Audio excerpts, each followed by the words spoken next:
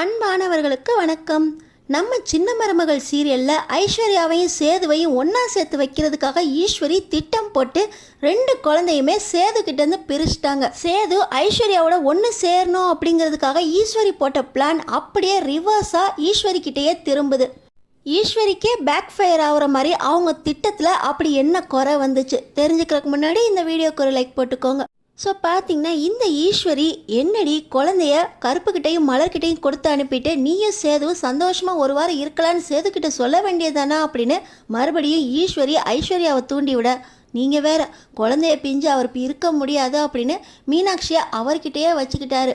ஆனால் அங்கே தமிழ் கோவத்தில் தாம் தூம்னு குதிக்க ஆரம்பிச்சிட்டாங்க அப்படின்னு இந்த ஐஸ்வர்யா ஈஸ்வரி கிட்ட சொல்ல, நீயும் சேதுவும் மனசார சந்தோஷமாக ஒன்று சேருவீங்கிற நம்பிக்கை எனக்கு இருக்குது அப்படின்னு அதுக்கு நான் வழிவகுக்கிறேன் அப்படின்னு இந்த ஈஸ்வரி சித்ராவோட திட்டம் போட்டுக்கிட்டு இருக்காங்க.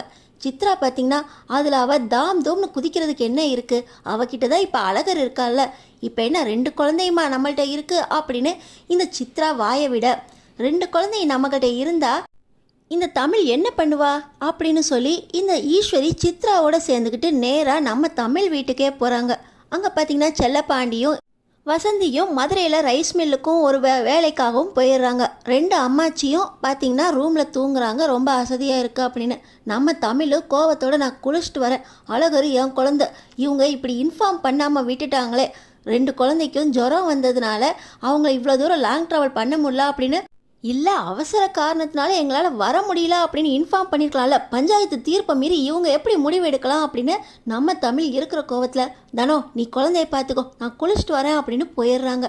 தனம் குழந்தைய பார்த்துக்கிட்டு இருக்கப்போ தான் இந்த சித்ராவும் ஈஸ்வரி நேராக வீட்டுக்குள்ளே வந்தவங்கள கவனிக்க மாட்டிங்களா, சேர் எடுத்து போட மாட்டிங்களா, கூல்ட்ரிங்க்ஸ் தர மாட்டிங்களா அப்படின்னு தனத்தை மிரட்டி கூல்ட்ரிங்க்ஸ் வாங்கவும் அனுப்பி விட்டுறாங்க.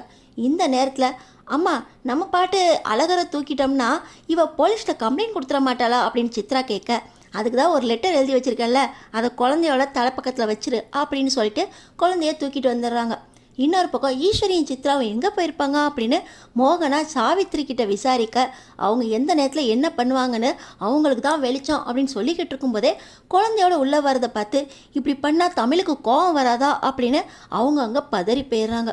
இன்னொரு பக்கம் குழந்தை எங்கே தானோ அப்படின்னு கேட்டுக்கிட்டு இருக்க, ஈஸ்வரியும் சித்ராவும் வந்து என்னை கூல்ட்ரிங்க்ஸ் வாங்க அனுப்பிச்சிட்டு குழந்தைய தூக்கிட்டு போயிட்டாங்க அப்படின்னு சொன்னது தான் தாமதம் வந்துச்சு பாருங்கள் கோவம். இப்போ தான் அந்த லெட்டர் எடுக்கிறாங்க. அழகரு இன்னைக்கு மதியத்துக்கு மேலே எங்கள் வீட்டில் தானே இருக்கணும், எங்கள் வீட்டு குழந்தைய நாங்கள் தூக்கிட்டு போகிறோம் அப்படின்னு ஈஸ்வரியும் சித்ராவும் லெட்டர் எழுதி வச்சுருக்கதை பார்த்து ரொம்ப கோவத்தில் நம்ம தமிழ் பார்த்திங்கன்னா நேராக சேதுவோட வீட்டுக்கே போகிறாங்க. அங்கே பார்த்தீங்கன்னா இந்த ஈஸ்வரியும் சித்ராவும் குழந்தைய இனிமேல் நம்ம வீட்டில் தான் இருக்கும், பஞ்சாயத்து தீர்ப்புப்படி அழகர் வீட்டில் தானே இருக்கணும், மீனாட்சியை கொடுக்குறோமோ இல்லையோ அழகர் இங்கே தான் இருப்பான் அப்படின்னு சண்டை பண்ணிக்கிட்டு இருக்காங்க. இந்த நேரத்தில் தான் நம்ம தமிழ் அழகருக்காக சேது வீட்டு வாசலில் நிற்கிறாங்க. என் குழந்தை எனக்கு வேணும், நீங்கள் எதுக்கு தூக்கிட்டு வந்தீங்க அப்படின்னு ஃபோனில் ஈஸ்வரி கிட்ட கேட்க, நீ என்னடி இப்படி ஃபோனில் கேட்டுக்கிட்டு இருக்க, நான் உனக்கு நேர்லேயே வந்து பதில் சொல்கிறேன்டி அப்படின்னு சொல்லி சித்ரா கிட்ட அழகரை விட்டுட்டு இந்த ஈஸ்வரி நம்ம தமிழ்கிட்ட வராங்க. இப்படி ரோட்டில் நின்று காரியம் சாதிக்கலான்னு பார்க்குறியா, என்ன ஆனாலும் குழந்தை எங்கள்கிட்ட தான் இருக்கணும்னு பஞ்சாயத்து தீர்ப்பு இருக்குல்ல, அழகர் எங்கள் வீட்டில் தான் இருப்பான் அப்படின்னு சொல்கிறாங்க.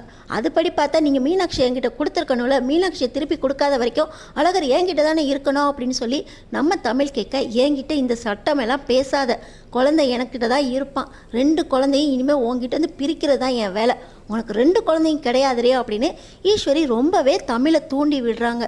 எல்லாத்துக்கும் காரணம் ஐஸ்வர்யாவையும் சேதுவையும் ஒன்றா சேர்க்கறக்கு இந்த குழந்தை தடையாக இருக்கு அப்படின்னு சொல்லி இந்த ஈஸ்வரி முழுசாக நம்புகிறாங்க.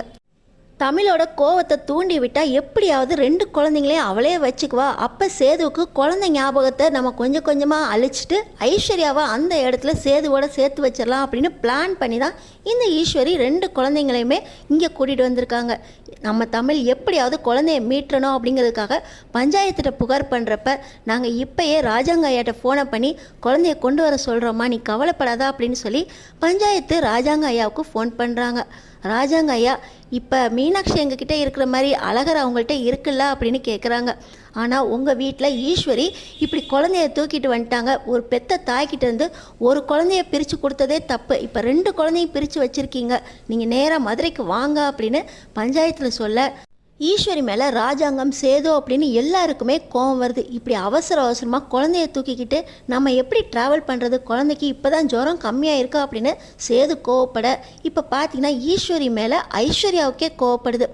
என்னையும் நீங்கள் சேது மாமாவையும் சேர்த்து வைக்கிறதுக்காக இப்படி பிளான் போட்டு சொதப்பிட்டீங்களே ஆண்டி, குழந்தைய பிரிஞ்சு எப்படி மாமா இருப்பார், எல்லா கோவமும் உங்கள் மேலேயும் என் மேலேயும் தானே திரும்பும் அப்படின்னு ஐஸ்வர்யா மனசுக்குள்ளே ஈஸ்வரியை திட்டிக்கிட்டே ஒரு வழியாக மதுரை பஞ்சாயத்துக்கு வந்துடுறாங்க. நம்ம தமிழ் பார்த்திங்கன்னா ரொம்ப கோவத்தோட இப்படி 2 குழந்தைங்களையும் திட்டம் போட்டு என்கிட்ட பிரிக்கணும்னு எத்தனை நாளாக இப்படி பிளான் போட்டுட்டு இருந்தீங்க, உங்கள் வீட்டு உங்கள் சின்னம்மா கையாலேயே இதை செய்ய வச்சிட்டிங்களா அப்படின்னு நம்ம தமிழ் கேட்க, சின்னம்மா இப்படி பண்ணுவாங்கன்னு எனக்கு தெரியாது தமிழ், 2 குழந்தைங்க என்கிட்ட இருக்கணும்னு நான் என்றைக்குமே நினச்சதில்லை, தாய்கிட்ட ஒரு குழந்தை எனக்கு ஒரு குழந்தை இருக்கணும்னு தான் நினச்சேன், இப்படி என் மேலே அபாண்டமாக பழி சுமத்தாதா அப்படின்னு சேதுவும் தமிழும் சண்டை போட்டுட்ருக்காங்க.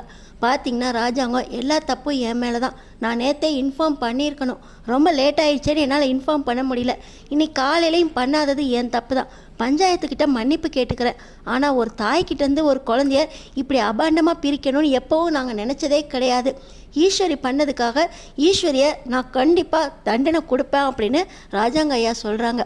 பஞ்சாயத்து தீர்ப்பை மீறி 2 குழந்தையுமே உங்கள்கிட்ட இருக்கிறது தப்பு, நீங்கள் குழந்தைய சொன்ன டைமுக்கு ஒப்படைக்கலை, இப்படி 2வது குழந்தையும் தாய்கிட்டேருந்து பிரித்து போயிட்டீங்க, அதனால் எப்போவுமே இனிமேல் 2 குழந்தையும் தமிழ்கிட்டேயே இருக்கட்டும், நாங்கள் இனிமேல் சனி ஞாயிறு மட்டும் 2 குழந்தையும் உங்களுக்கு பார்க்குற மாதிரி தீர்ப்பு கொடுக்குறோம் அப்படின்னு பஞ்சாயத்தில் சொல்கிறாங்க. ஐயா, எங்கள் அம்மாவே எனக்கு குழந்தையாக வந்து பிறந்திருக்காங்க, என்னால் குழந்தைங்களை விட்டு பிரிஞ்சு இருக்க முடியாது அப்படின்னு சேது பார்த்திங்கன்னா பஞ்சாயத்துட்ட அழுகுறாங்க. ஆனாலும் குழந்தை வளர்ந்து அதுங்களுக்கு ஒரு எண்ணம் வர வரைக்கும் குழந்தை இனிமேல் அம்மா கிட்டேயே இருக்கட்டும், இப்படி அம்மாவை 2 பக்கமும் அல்லாட விடுறதோ 2 குழந்தைங்களையும் பிரித்து வைக்கிறது தப்பு அப்படின்னு பஞ்சாயத்து நினைக்குது. நாங்கள் ஒன்றும் குழந்தைய பிரிஞ்சே இருக்கணும்னு சொல்லலையே, 2 குழந்தைங்களையும் நீங்கள் ஆசை தீர சனி ஞாயிறு 2 நாளும் வந்து பார்த்துட்டு போகலாம் அப்படின்னு பஞ்சாயத்தில் சொல்ல சேது பார்த்திங்கன்னா புரண்டு அழுகுறாரு. ஆனால் நம்ம தமிழ் 2 குழந்தைங்களும் பிரிஞ்சு இருக்கிறதே தப்பு, ஒன்று தேடிக்கிட்டு தான் இருக்குங்க, ஆனாலும் இனிமேல் என்கிட்ட இருக்கிறது தான் நல்லது அப்படின்னு நம்ம தமிழ் 2 குழந்தையும் தன்கிட்ட வந்ததை நினச்சி சந்தோஷப்படுறாங்க. இப்போ சேதுவோட முழு கோபமும் ஈஸ்வரி பண்ணதுனால தான் அப்படின்னு சொல்லி பஞ்சாயத்தில் எல்லாரும் முன்னாடியும் நம்ம சேது பார்த்திங்கன்னா, சின்னம்மா உங்களை என்னோட அம்மா மாதிரி நினச்சிக்கிட்டு இருக்கேன், நீங்கள் இப்படி பண்ணி என்னோட அம்மா மாதிரி நினச்சிக்கிட்டு இருந்தால் மீனாட்சியை பிரிய வச்சிட்டிங்க அப்படின்னு ஓங்கி ஒரு அறை விடுறாரு.